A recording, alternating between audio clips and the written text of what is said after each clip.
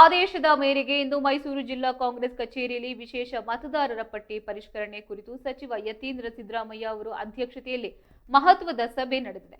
ಇನ್ನು ಸಭೆಯನ್ನು ಉದ್ದೇಶಿಸಿ ಮಾತನಾಡಿದ ಸಚಿವರು, ಮತದಾರರ ಪಟ್ಟಿ ಪರಿಷ್ಕರಣೆ ಪ್ರಕ್ರಿಯೆಯಲ್ಲಿ ತಮ್ಮ ಪಕ್ಷದ ಕಾರ್ಯಕರ್ತರು ಸಾರ್ವಜನಿಕರೊಂದಿಗೆ ನಿರಂತರ ಸಂಪರ್ಕದಲ್ಲಿರಬೇಕು. ಇನ್ನು ಪ್ರತಿಯೊಬ್ಬ ಅರ್ಹ ಮತದಾರರ ಪಟ್ಟಿಯಲ್ಲಿ ತಮ್ಮ ಹೆಸರು ಸೇರ್ಪಡೆ ಮಾಡಿಕೊಳ್ಳೋಕೆ, ತಿದ್ದುಪಡಿ ಹಾಗೆ ಅಗತ್ಯ ಬದಲಾವಣೆಗಳನ್ನು ಮಾಡಿಸಿಕೊಳ್ಳೋಕೆ ಸೂಕ್ತ ಮಾರ್ಗದರ್ಶನ ನೀಡುವ ಮೂಲಕ ಜಾಗೃತಿಯನ್ನು ಮೂಡಿಸಬೇಕು ಎಂದು ಕಾರ್ಯಕರ್ತರಿಗೆ ಕರೆಯನ್ನ ನೀಡಿದ್ದಾರೆ.